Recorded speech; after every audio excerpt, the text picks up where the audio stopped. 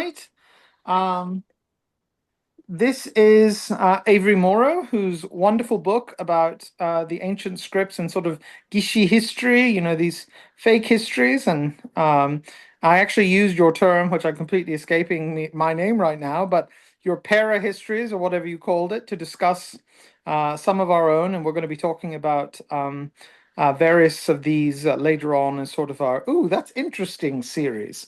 So, Dr. Morrow has thought a great deal about Swedenborg's connection, in particular the history of language. And some of you may remember the woman's work where she talked about Swedenborg in terms of the French Romantic tradition. So this is a very different thing, and yet something that we have some conception of. So with that, and I know we're all very excited, let's have Avery. Okay. Is this looking okay? The screen here? Okay. Yeah, Yeah. okay, Mhm. great. Good to So me. thanks for yeah. Oh, okay. So thanks so much for joining. I'm very pleased to introduce the subject of the language of the angels in East and West. We're going to be talking about a topic we're going to start out with a topic much bigger than Swedenborg, which was of interest to so many different people all throughout Europe. And then we're going to look at Swedenborg's specific insight into that topic and the angelic visions surrounding it. And then we'll see how that produced unexpected new ideas in Japan hundreds of years later. So imagine this situation. It's 17th century Europe, and you're a French philosopher trying to send a letter to a Spanish friend. If your Spanish is not very good, this is annoying because both Spanish and French are clearly nothing more than bad Latin. But even if you can communicate in real Latin, neither of you actually speaks it. So this is clearly an inadequate state of affairs. And as the Republic of Letters got off the ground in the Enlightenment, all of the European languages were being seen as flawed in this way. Sound differences were getting in the way from people trying to communicate these essential ideas that they were wanting to learn with from each other. And so, with the rise of the Republic of Letters came a call for a truly universal language. Descartes envisioned a language possessing all the perfection of mathematical equations because it could emit the needless sounds in words, just like how Arabic numerals had done that for numbers, and express ideas directly through written symbols.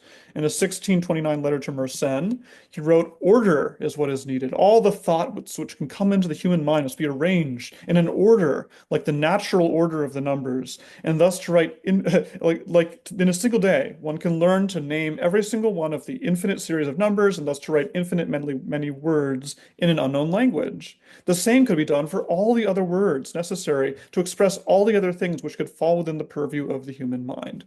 End quote. So how could words start to look more like numbers? The obvious example of that would be Chinese characters, which unite concepts over linguistic boundaries.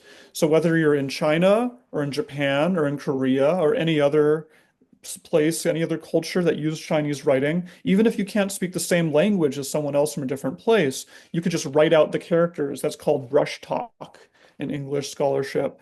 The communication would be silent, but the information transfer would be perfect because they're using the same characters. But the European ideal that Descartes was aiming for in this quote was something like slightly different from this.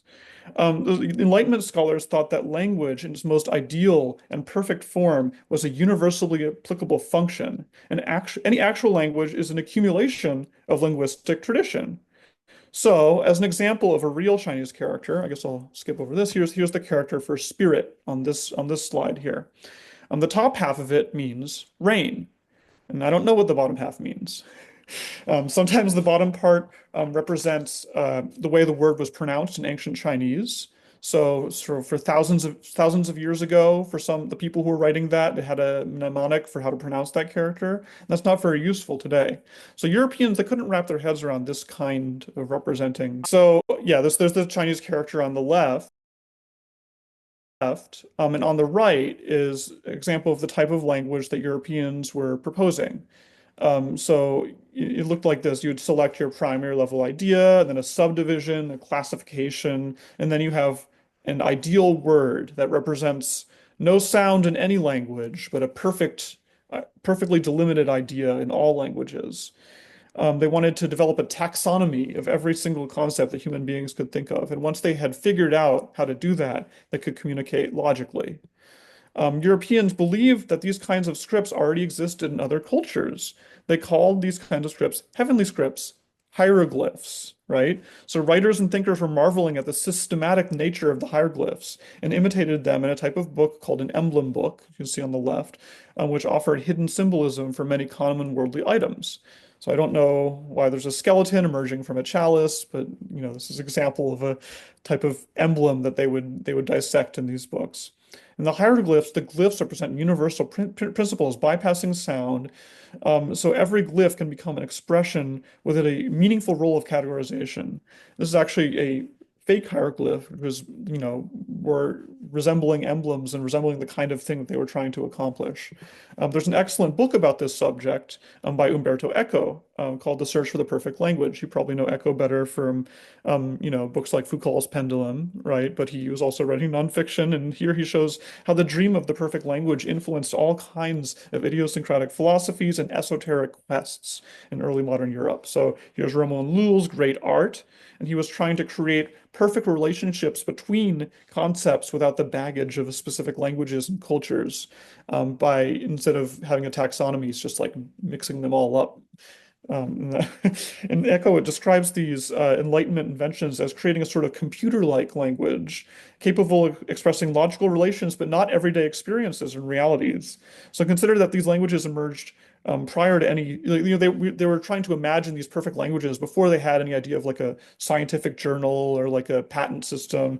Like they had a passionate desire to express newly discovered natural truths in a neutral, easily communicable way, but they weren't sure what kind of system would make that communication possible. By Swedenborg's day, the dream of a philosophical language had fallen under question. It was already becoming fairly well understood that mortal logic could not build a universal language in the same way that it had built formal mathematics. So John Locke was already critiquing the idea of making a whole new language. And he was suggesting just be careful in the way that you're using words in your own language, and it'll become easier to translate, and you'll communicate more effectively. Seems to me like the beginning of scientific writing there, right? And then later you have Rousseau saying, mathematical language is a bad idea, actually. You should focus on the emotions and reactions which language produces that can induce people to act on the world. The possibilities visible in Egyptian hieroglyphs were becoming more um, unlikely and esoteric in nature. So why had this encounter with these ancient scripts given people such a feeling of similarity to encountering mathematical perfection, the Arabic numerals? Was it possible that this fascination with hieroglyphs reflected some kind of common memory of a lost universal science installed within people by superhuman agencies? Perhaps the story of the Tower of Babel was a symbolic memory of how we lost this universal science. So that was one of Swedenborg's earliest fascinations. His earliest writing on the topic dates to 1733. That was long before he had any spiritual visions. He was already making notes on this idea of universal language. And in those notes, we can see he was already seeking out what was least specific and most functional about hieroglyphs. So the general idea of a universal correspondence, for example, a triangle corresponding to the Holy Trinity that would reach across every European language and culture and land. And after one of the first things he wrote after he did begin to have visions around 1741, 42 was entitled A Hieroglyphic Key to Natural and Spiritual Mysteries. And that book has nothing to do with Egypt whatsoever. He's talking about the concept of correspondences. So it's a hieroglyphic key because it's an analogy to this earlier idea of the perfect language. And he wrote in that book, exemplars are in the spiritual world, images and types are in the soul's kingdom, and the nature is just simulacra. So he's beginning to see for himself that you can preserve this idea of a perfect correspondence if you can distinguish between the perfect form in the spiritual world and the manifestations, the imperfect manifestations in nature, right? The spiritual and the material. This is how you could save the idea of the perfect language. So in Doctrina Novae, the 1763 writing, we get a complete teaching on the idea of heavenly writing. He wrote that the nature of this correspondence has been unknown till the present time, even though it was common knowledge in ancient times. The people lived in those times, they had the very essence of knowledge, how things correspond to each other. And this knowledge was so universal, it governed the writing of all of their scrolls and books. The Book of Job, which is an ancient work, is full of correspondences. So were the Egyptian hieroglyphs and the fables of the highest antiquity. This is his core, the key thing of Swedenborg, right? And he believed that that knowledge still survived among the greater part of those in the East, as evidenced by the wise men from that region who came to the Lord when he was born. But he had to explain why Europeans no longer knew anything about this ancient science. So he says that over the generations, the hieroglyphs themselves came to be worshipped as gods by people who had no longer understood their meanings. So that was the origin of polytheism, even though the world was created for the sake of worshiping the one God, right? How did we get from one to many? It was by mistaking the signifier for the signified.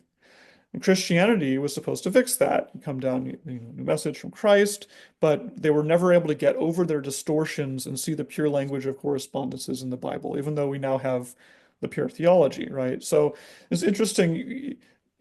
This is like a true epistemology, but it got lost somehow, even though Christianity was brought to the world.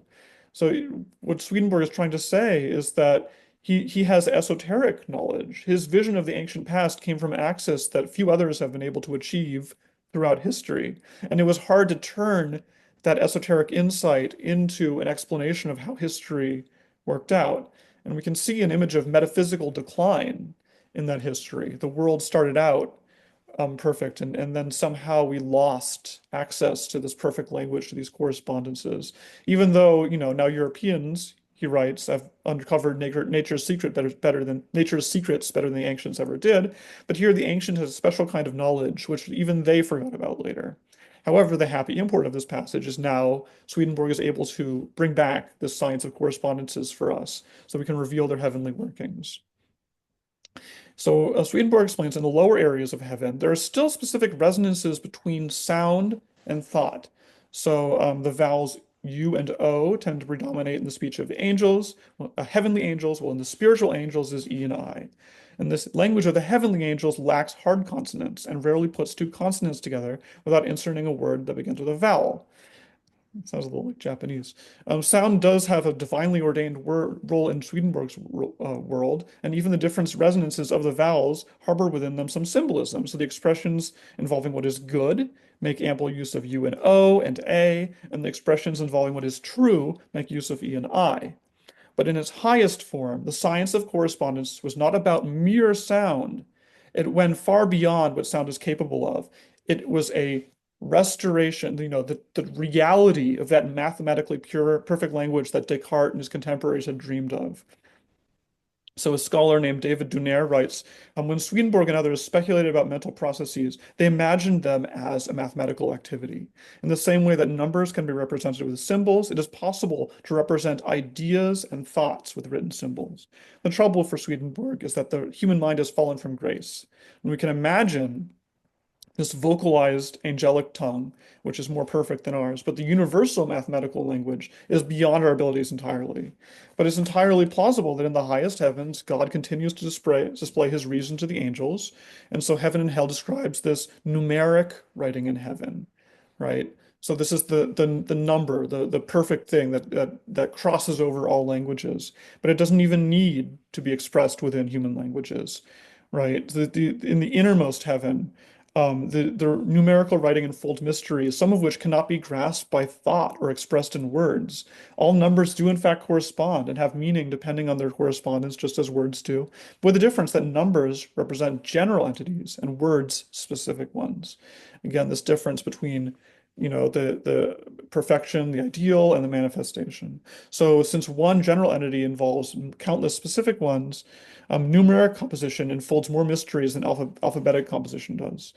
Right, so words can be made functional, but they still have a certain specificity. Words like 3 pounds, 3 miles, 3 apples, these are all generic phrases, but they still indicate things that exist in physical space. But their shared element, threeness, not the word three, but this non-specific number in the universal script of mathematics. This is a totally pure concept that lacks any reference to the physical world. And a book of such generic numbers arranged in a pattern and series would be to Swedenborg the most perfect level of heavenly order, from which all conceivable physical arrangements or even mental concepts like the triangle or trinity would be expressed as a mere function. Such a high level of abstraction cannot be captured by any human language, so cannot be grasped in thought. So, in summary, here's what Swedenborg believed, right? So, the true signification of ancient texts was religious. This was forgotten. And the truly universal language was able to incorporate all of the mysteries in the world into a single book. But this book could not be written by a human. And that's why why these Enlightenment figures were not able to capture that perfect language, because it's just beyond what we're capable of as mortals. So this is a very, it's a level of insight, right, with a vision, but it's grounded in this experience, of these European enlightened intellectuals trying to communicate with each other. Let's look across a completely different situation in Japan around this time. How were early modern Japanese people thinking about language and correspondences? So Japan developed its own semiotics independent of Descartes and Rousseau. It had a similar idea. They wanted to have a grounds for logical discussion, but this concept of logic and how it was established was a little different. So first, let's look at Ogyu Sodai, who was an influential Confucian back when the idea of a universal thing for all the different domains and regions within Japan was let's teach them Confucianism. He did not say that language was like math. Instead, language always exists in reality. So what are we going to do to find the true and the good and the beautiful in reality? The answer is that Confucius and Mencius had already perceived it thousands of years ago. That knowledge came to them. So by pointing to Confucius, we can point towards these divine realities. So Motoori Norinaga, this, I'm sure Dale already knows I'm talking about Dale, but he was a disciple of Sodai. So he was a disciple of someone who was already saying these things about the reality of language, and he gave it the Copernican turn, he gave it the revolution. He said, we don't need China. We don't need to rely on China to do this. The real middle of the world can be right here with us in Japan. Unfortunately for Norinaga, Japan did not have ancient sages writing about how to build a government or teach morality to people. It had poets. So if you're looking for how to determine, like this is not as useful as Oyu Sodai, but Norinaga says the ancient poems are full of emotional power and simplicity.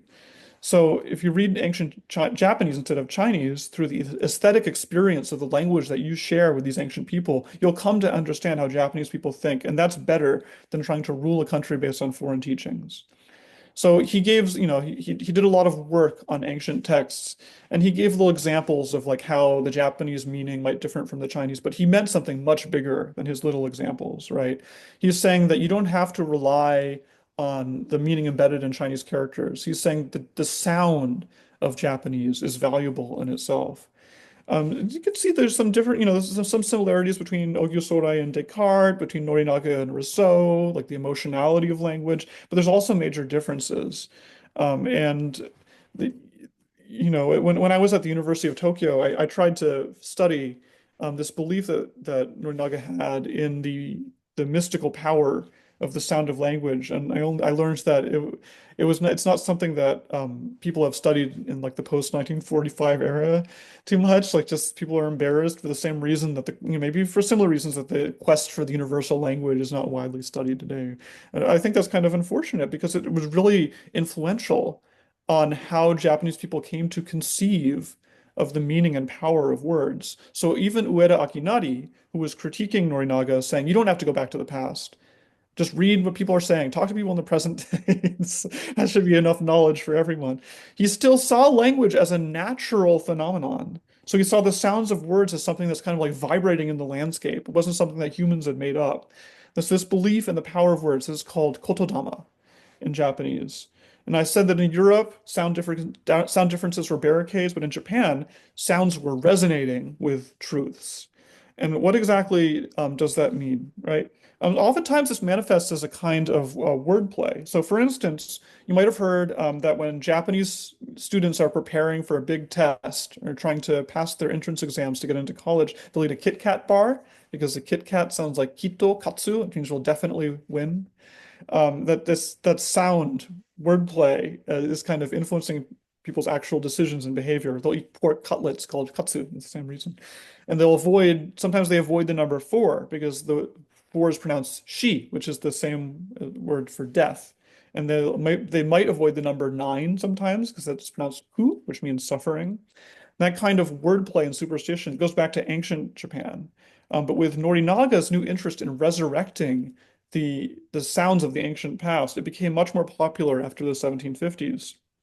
And many texts in this time were trying to explain the hidden meanings of these 47 sounds of Japanese. And some of them went even further and tried to explain how these sounds came to be from the origin of the universe itself. So here is a text called Mizuho Tsutai, which is, when I first started researching this a while ago, this wasn't written up at all in English. I think it's starting to get more interest. But the majority of this book is talking about, as I just said, the meanings of sounds, right? The power within the vibration of sound. But it begins with an explanation of how the universe was created. And you can see at the top here, there's like a circle, meaning like unmanifested perfection, right? And then the circle develops ripples, it develops vibrations, and then it splits from the vibration, and it splits again, and it keeps on splitting until it becomes a square representing the manifest, both in Japan and in Western, the Western tradition. And then the square splits again, and this eight-way divided square is the origin of eight different types of sounds in Japanese, which I'm not going to get into. I mean, I want to get up to I want to rejoin Swedenborg here, so I'm going to be moving on a little bit. I also will talk about parahistory because Dell brought that up, and this is very closely related to that. So of course, Chinese characters are 4,000 years old, right? And Japan imported them around 400 AD, and then they started writing their own books of like the history of the emperors and the ancient gods around 700 AD. And some people felt, with this new interest in the power of the Japanese sound, some people felt that was not right because if Japanese sound is sacred, why did no one ever try to write it down? So beginning in the 18th century, there start to appear these books, or people were saying, I held these books in my family from thousands of years ago. They're much older than Chinese. They claim to have true records of Japanese philosophy and a world ruled by the emperor where everything was peaceful. And the text tell us that Japan had its own writing system to express not the ideas like in Chinese, but the sounds, the perfect sounds of Japanese. And that the somehow, for, similar to Swedenborg here, somehow these ancient scripts got lost when Chinese came over. There's lots of different writing systems, basically a different one for every text. So they're all just called forgeries, right? But the content of the books, they provide a window into a Japanese tradition. And that's what my book is about, the sacred science of ancient Japan. I call them like parahistories by analogy with something like paranormal parapsychology. It's kind of interesting to consider in light of what Swedenborg was saying at around the same time about the lost angelic language of correspondences. Because Swedenborg, he was talking about correspondences in the Bible and of like numbers corresponding directly to ideas, and this is all about sound. Let's keep that in mind as we proceed along closer to the present day.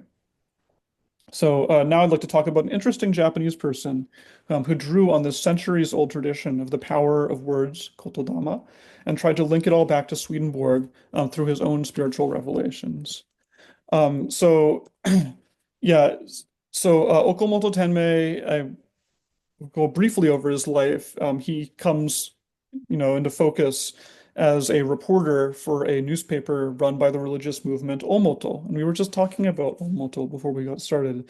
Huge topic, right? So Omoto was combining the Japanese people's desire to live in a spiritual world with the massive imagination of its co-founder, Taguchi Onisaburo. It was popular all over the country, and it was promoting spirit possession as one of its techniques. Tenmei was especially prone to being possessed, so he'd often have his possessed dialogues being written up in the newspaper. But then, of course, Omoto was crushed by the government in 1932 because they were kind of worried it was possible to displace the functions of government reserved to the emperor, right? I lived teaching English in the Japanese countryside for 3 years, really middle of nowhere town, and I learned that Taguchi Onisaburo had once visited, and when he visited this little town, this little village, he wrote a poem which was engraved in huge letters on a stone and erected above someone's house on this huge monument. And then in 1932, when Omoto was deemed to be, traitorous, they not only, knocked over the stone and buried it, but they like etched out the poem so that no one could ever read that poem again. And then they buried it afterwards. Like they were really worried about Onisaburo's power. And yeah, the guy who showed me that was a real character. Talk about that some other time if people are interested. But yeah, so along with Omoto, parahistories also became taboo. So similar reason actually. It's because it wasn't because of there being like superstitious or forgeries or fraud. It was because they had records of ancient Japan that seemed to conflict with the government's narrative that the emperor was directly descended from the sun goddess, right? There's the emperor's descended from someone else, or that there's other things happening in ancient times. It was all scary to the government. So these texts were now kind of distributing underground, and Tenmei joined a study group, which got their hands on various different pair histories and were secretly studying them. And then in 1944, that pair history group, for reasons I hope we understand now, they started testing out directly communicating with the gods using a sort of planchette. Um, but that planchette, they asked it what god was possessing the planchette, and it wrote out Hitsuku no Kami, and that didn't mean anything to anyone. And it's very disappointing. It seemed like they must have messed it up, or they were confusing themselves, and so they abandoned it. They decided they weren't getting results. But then one day, Okamoto Tenmei was called up to visit his friend. His friend working at a Shinto shrine said that he had got some, he had brewed up some moonshine. Since this is World War II, so they weren't really allowed to have liquor. And so he went to go visit, and on the way he saw that there was a shrine called Hitsuku Shrine. And when he went to go visit Hitsuku Shrine, suddenly his hand began writing, and it was writing this really frantic script that he could not read. And this is what it looks like, the very far left column here, just like scribble, scribble, scribble, scribble. And he stared at it for a long time. And he realized that the scribble on the top was the number two twice, right?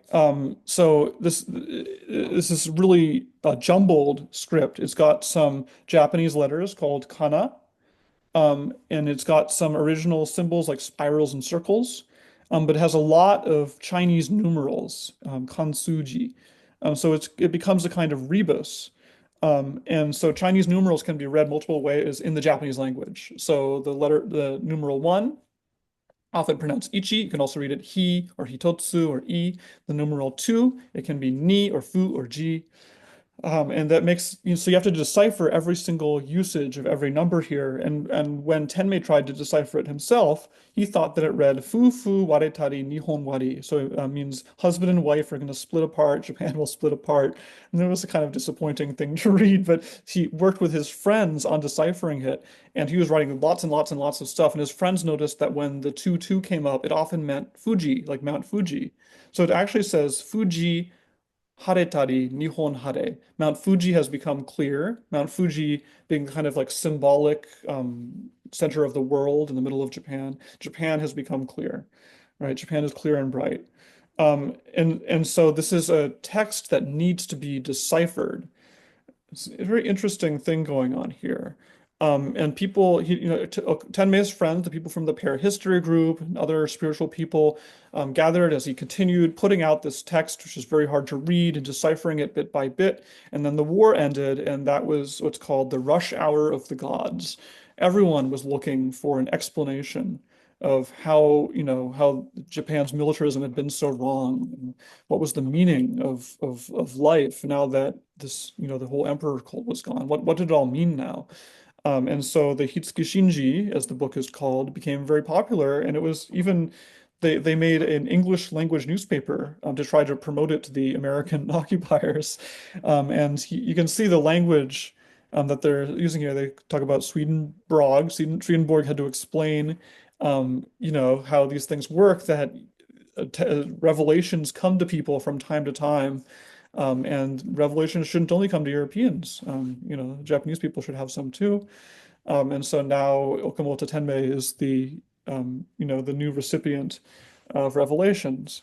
And so directly in a preface to one of the chapters of the Hitsuki Shinji as it was published, he explained that this is written in numbers, just like the numeric writing that Swedenborg saw in Heaven, which he wrote about in Heaven and Hell, which was the most commonly translated Swedenborg book in Japanese. But how do Tenmei's revelations relate to Swedenborg? Right. So through his encounters with Omoto and the Shinto pair histories, Tenmei had started to see Japanese itself as the divine language, which is, inaccessible to the modern day. But like, it's a very different tradition that he was operating out of.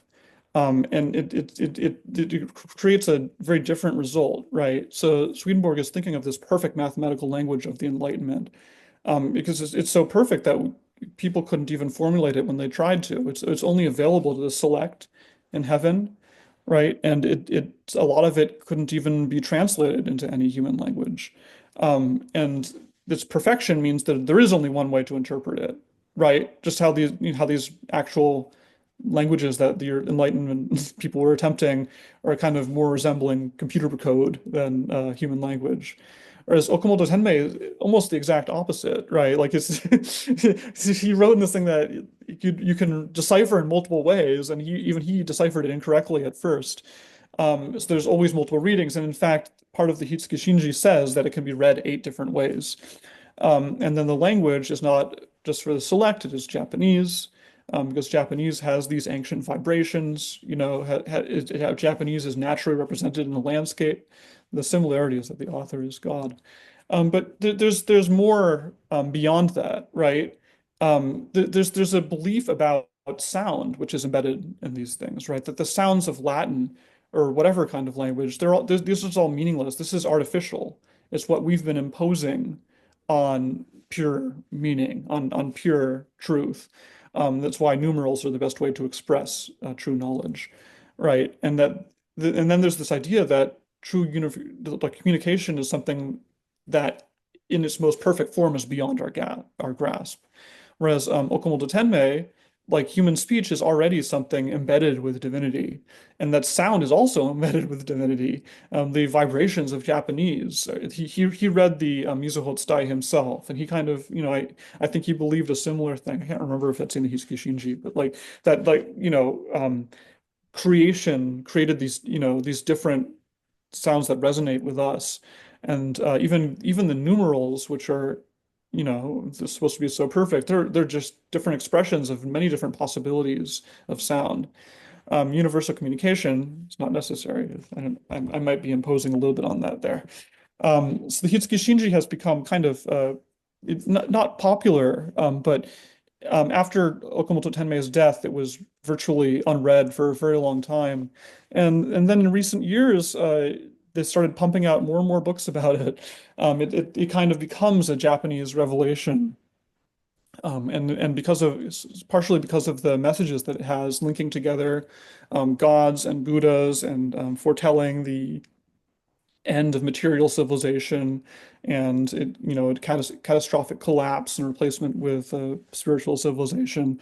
It all becomes more appealing as a message, rather than having this like abstract idea of universal communication. It's appealing to our recent experience and the familiar sounds of a local language. So my little conclusion here is the angelic language, may indeed overcome linguistic and cultural boundaries as Swedenborg has seen it in the West, but maybe let us also hope that it has its own poetry and music as Tenmei saw it in the East. Thank you. Thank you so much. That's all. ありがとうございました。So that was wonderful. That was really, really, really wonderful. Um, and so just to add on to what Avery had said earlier, when we were talking, I guess it was again on the day that I gave the first talk about Deguchi Onisaburo, we talked a little bit about how Deguchi had used kotodama and correspondence. So he connected them, and he wrote this, and I would like for you to hear it. I'll read it in English afterwards, but the Japanese is, I think, even more unusual. So he says. And this is when he's talking about the idea of Dainihon, that every place has its origin in Japan, the true language, the true nation, Kami no Kuni. 私は正し国の大精神の天下に明らかにしゅかつ日本のはじめ、国の精神は生活にあるぞ、侵略にあるぞ、増減美しの言霊をもって、万国の民を神の大道にことこはするにあることを固く信じます。And he directly, right after saying that, says that we will use this science of Kotodama to bring the entire world, to Japanify the entire world, Right. because we will connect the science that is Kotodama with the science of correspondence, and we will conquer everything. And of course, this was, and I'm sure he places a lot of emphasis on this work, particularly in his own discussions about going to Manchuria and trying to Japanify Manchuria and this holy war he envisioned starting across the world. But yeah, it is so amazing that people from vastly different historical time periods and cultural backgrounds came to these same conclusions, and I think that is exactly why we should be really interested in these notions of universal language. I had the very great fortune to meet Umberto Eco when in 2012, Wow. and the first thing I told him was about how much I enjoyed his book about the universal language, which he said was his most favorite book. And what he told me, and I firmly believe him, was that the concept of universal language and the distinctions of language, that basically that there is an inherent connection between linguistics, nationalism, and spirituality, particularly esoteric spiritualities. And that's why I think your term parahistory, Gishi history, whatever you wanted to say, that's why that term needs to really come to the West, because we have so many of these. I called it in one article mythical etiology, which is not a great, certainly not a poetic way. There's nothing beautiful. There's no beautiful words in that. But we need to have a framework for talking about these things. Okay, so I've said my ramblings. Do we have any other comments? Yeah, I had a question. I had a question about you said that the one prophet was having, you called them dialogues that were published in the paper every night. Okay. So was he dialoguing with some spirit? Actually, he was talking. So did they publish both what he said and what the spirit said? I mean, how did that work? Yeah, so this links into kind of Omoto's idea of how to Good. bring the spirits into communication with humanity. And it's kind of a deeply embedded Japanese idea. So Deguchi Onisaburo had this kind of technology. What is it? Shinkon Kishin, right? Which Yeah. he was using to induce possession in people. But the beings that were possessing people were often low-level beings, and in Japan, that's foxes, right? Like foxes and tengu, and this kind Badgers. of yeah, badgers, like mischievous spirits.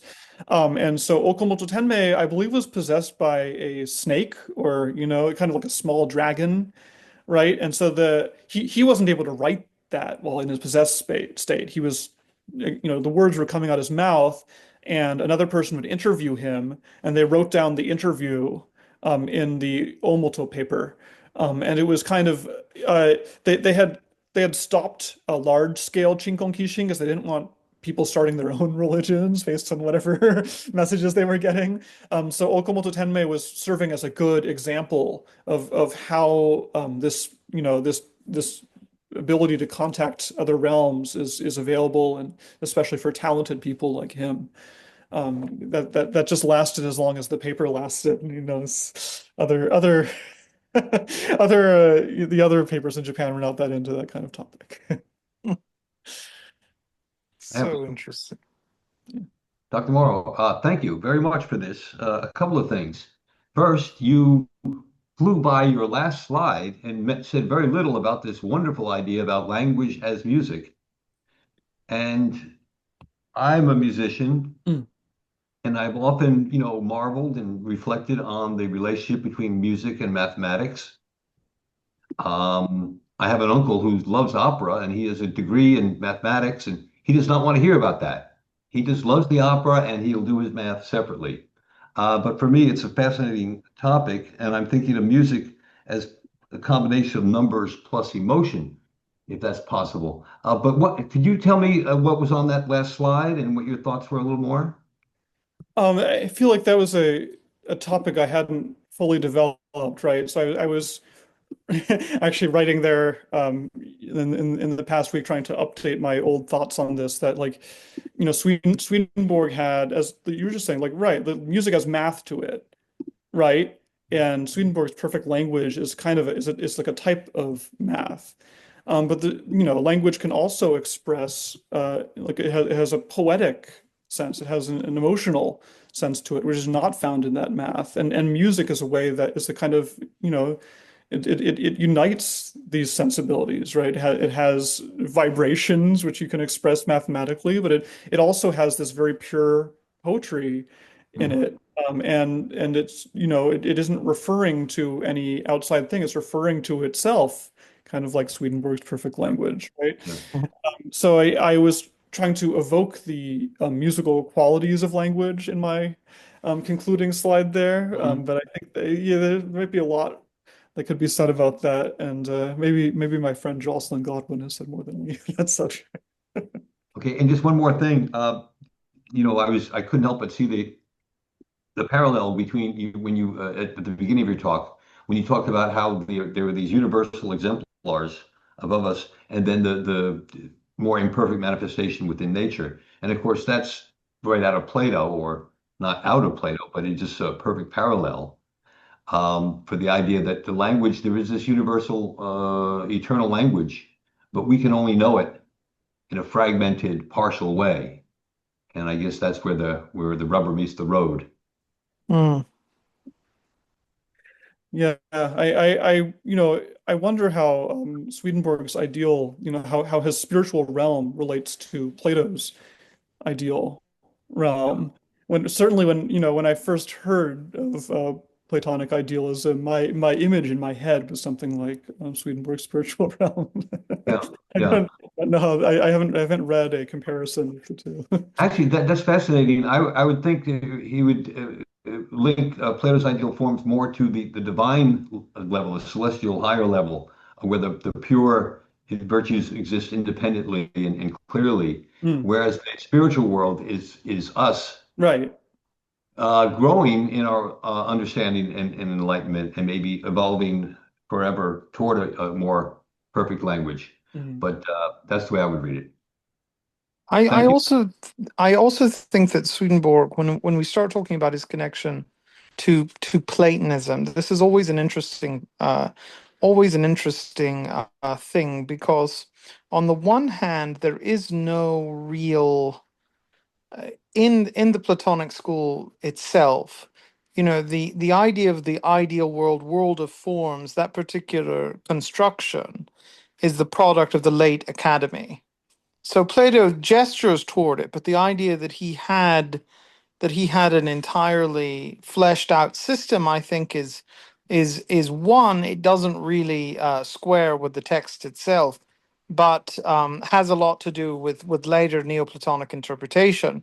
But what's interesting is that, or what I think is, so Swedenborg actually has in some ways sort of a radical Aristotelian ideology, in the sense that reason comprehensibility is the key of nature, and thus all nature can be understood, and its understanding leads to its what do you call I want to keep saying artificiality because that's what it means in Greek, but more its construction. Its construction reveals the constructor. And what Swedenborg does is he carries this also to the idea of mind itself, where mind, the concepts that exist within us, and everything has this same signature of comprehensibility. And he can sort of backtrack, well, actually not backtracking, because he's saying that that's no longer available to people.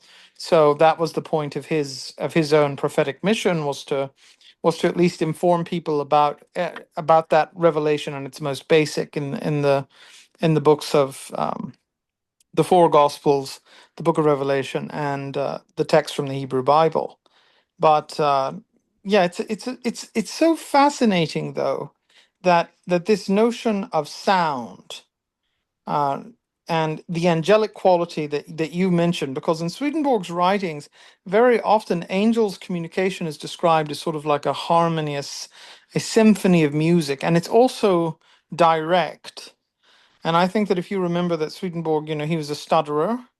Um, we don't really know how badly, but oftentimes he was reticent to speak publicly. But I think that had an incredible appeal. This idea that concepts and very deep thoughts can be instantaneously transferred between people in the spiritual realms. And I think that was also incredibly influential for Onisaburo Deguchi, who likewise he struggled to convey his sort of flamboyant thoughts in the cultural context that he was in, and I think that's really what appealed to him. And when he starts writing about what Swedenborg does with language and this connection, he sees it from the very beginning that Kotodama is essentially a much higher form of what Swedenborg's doing with what he's doing with correspondence. But he's the one who goes further and says that they're actually related. And by the way, I did not give the English translation of the quote I read earlier. So so this is Onisaburo Deguchi speaking in Manchuria. I will make the great original spirit of Japan known across the world. This spirit is not one of domination, rather by kindness and kotodama. And by the way, what he was talking on right before that was he was expounding upon how you can read the landscape by talking about Swedenborg's Heaven and Hell. So shall I bring all the people of the earth to know the great way of the gods? And this is another sort of interesting thing that Kotodama and language and misunderstanding takes on very unique, nuanced way in Onisaburo's Japanification of Swedenborg, where he says that Swedenborg experienced all of these things in the spiritual world, but because he was neglectful of his Japanese heritage, the heritage of all people, he didn't understand what was going on. Which, you want to talk about turning the entire thing upside down. Yeah. I mean, it was Onisaburo Deguchi had a real way of just sort of like, whatever you think you're going to be, he'll just flip that and keep flipping. And it was it was completely inverting a lot of what Swedenborg said, but also we'll talk about this at some other point as well, and my part 2 lecture on Onisaburo, but the way that Swedenborg's sort of image becomes a way of reapproximating a lot of Shinto experiences, because he's very interested in justifying the experiences of the gods in sort of Western language, which is part of the reason that he was so interested in Swedenborg. But fascinating concepts. Mm-hmm. I was telling you, Del, that my dissertation, I'm working on one of these early groups that got like Shintoized, right? Like it was originally a Mount Fuji worship group, and then it got Oh, drawn wow. into Shinto more and more. And you're hearing like it's saying these ideas, right? That like the rising sun is going to enlighten the whole world, right? That Mount Fuji is going to be the center of the world and not just Japan. And so they already have this idea that like Japan must establish itself as a center in some way, but they don't have a communication technology that's going to make that, make that seem plausible, or, make that seem like a vision that can be executed. And that's where Onisaburo has really got his creative genius going there, connecting it to Kotodama. Yeah. And he also, that was the main reason that he became so interested in Esperanto, because he said, okay, we have all of these. Actually, what he has a poem about it. Hold on, I'm looking. This is another article that's coming out. I'll forward it to everyone when it's printed finally. But he actually writes a poem about how he says Esperanto is the language of the gods, because it's the language that everyone in the world would understand. And he gets a revelation where he says, after he claims to be Swedenborg a couple of times, he gets a revelation and he says, oh, the language that Swedenborg talks about that's existing in the spiritual world on a much higher level, we can have that with Esperanto because everybody will speak it. And me parlas Esperanto, acentos, but it's, I think that also, the idea of creating language, an auxiliary language, in the 19th century, that as a religious idea was embraced by many groups. Baha'ism, Omoto, the Theosophical Society, everybody was convinced that this was the way to go. And again, hence why we should really understand more about it as a phenomenon, because it's complex and overarching. That's delightful, though, that Esperanto replaced Japanese. He should have gone further and found the Kotodama of Esperanto. You are getting closer than you know. 2 months ago, I got a random, bizarre publication that came out in the 40s, which was highlights from Sweden, or from Onisaburo's talks, and he at some point suggested some of those. They weren't many, so I think it was only 11 pages, but some of them are quite bizarre. But it is interesting that he decided to write it in Japanese and not in Esperanto. So, and all of the Esperanto is in katakana. So I thought, well, that's sort of losing the forest for the trees, but there we go. It's much easier to do Kotodama and katakana, I think. I think so. Robert. Okay. Yeah. Do we have? Okay. Yeah. If someone else wants to talk, let them jump in. I didn't see anybody. Just a quick comment going back to Plato, because I'm a big fan of Plato, and I read him differently than I think Del was saying. But one of my teachers at the Swedenborg School said something very interesting once, because Plato and Aristotle, that tension is well known. It's classic. There's the famous painting of the Athenaeum where Plato is pointing upward and Aristotle is pointing downward. And this teacher said, the great thing about Swedenborg is he took Plato and Aristotle and slammed them together. Yeah.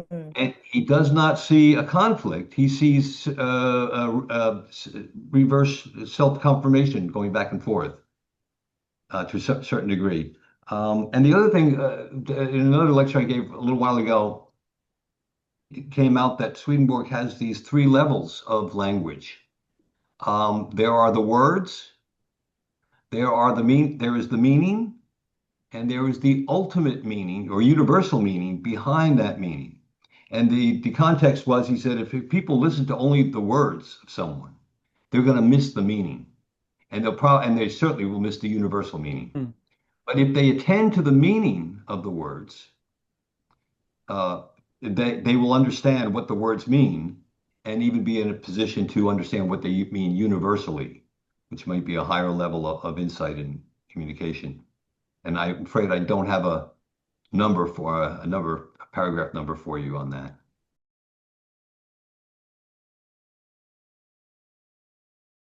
Yeah, that is a very interesting point about sort of Swedenborg merges them.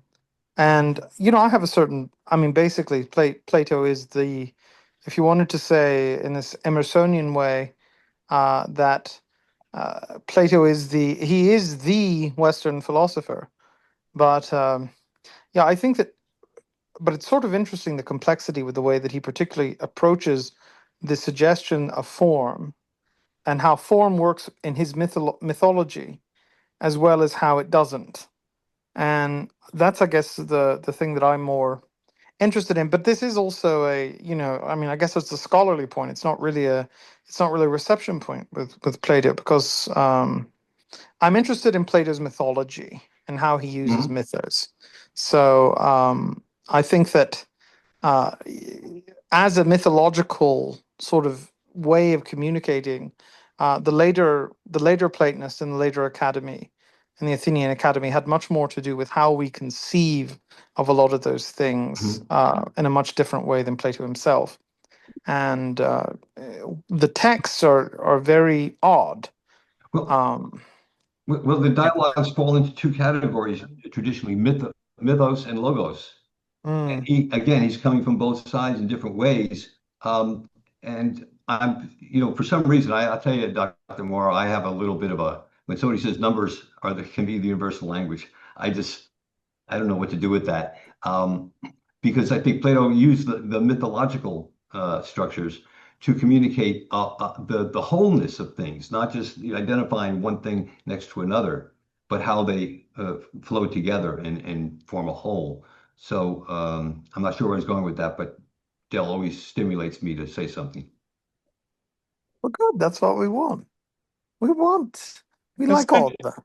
I mean, this is kind of a similar thing to what both Swedenborg and the Japanese people were saying, that what is mythology, right? Is this the stories of passed back from such an ancient time, Plato doesn't know when, and all we can say is that it's meaningful, and you can draw out new knowledge from it. And this is Uh, the same thing that Swedenborg was going through from his ancient, his ancient perfect language, and then the same thing that the Japanese people were talking about when they tried to decipher the meanings of their ancient histories and mythology, and their god, the names of their gods.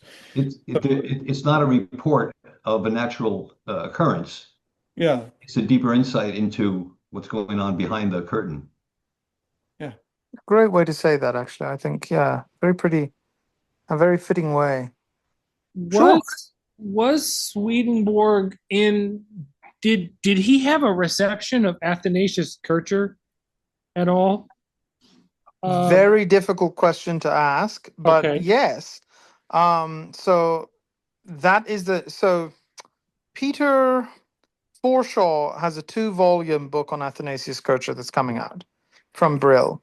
And that was the first thing that I asked him, was that did Swedenborg have any reading of Athanasius Kircher? And what he told me was Benzelius was interested, and Benzelius was the brother-in-law of Swedenborg, also a pseudo father figure slash best friend, and they lived and talked throughout. I mean, he was considered to be the Swedish intellect of the time. I mean, a brilliant scholar, and he was in connection with the guy who managed Kircher's literary corpus. And we know, for instance, that Swedenborg um, had read at certain points uh, works by Boehme and by Kircher. But to what extent? Because basically he sort of makes a turn in the late 1730s and starts reading almost exclusively scientific literature.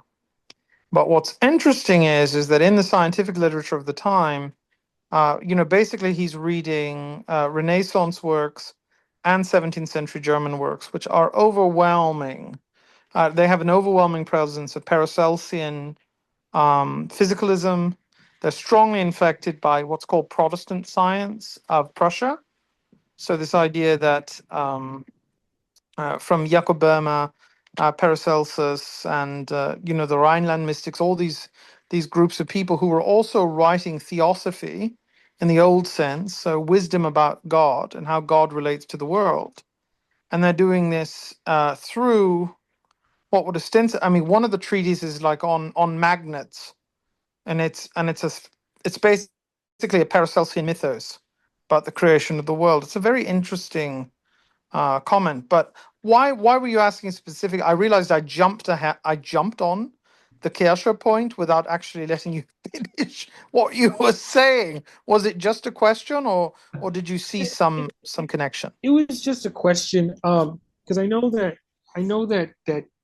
Kirscher was someone who was deeply interested in these questions of language and origins of language, and he made some headway with hieroglyphs and so on. I just was curious, but thank you. Well, and by the way, I think that we will have to have a session on him. But Gerardus Gropius Becanus was a Dutch thinker from around Antwerp, and at that time was the Spanish colony of the Netherlands. He believed that Brabantese, so the Dutch language of Antwerp, was the language of Adam and Eve. And he wrote this incredibly long book. I think it's over 1,000 pages, where it's called the Origane Antwerpae, where he talks about how the Antwerp dialect is the language of Adam and Eve, and he can trace this. And he goes back, but just to also highlight something, that what Avery was saying when we talk about how expansive and important these sort of ideas were. So in Sweden, we have something like 24 kings that have the name Gustav. Now, if you believe legitimately that there's been 24 kings in the history of the Swedish nation, that's very good of you, but that's not true, because this develops from Gothicism, which was the idea that the Swedes were connected to the Goths, and it started out as a linguistic project by Johannes Boreas.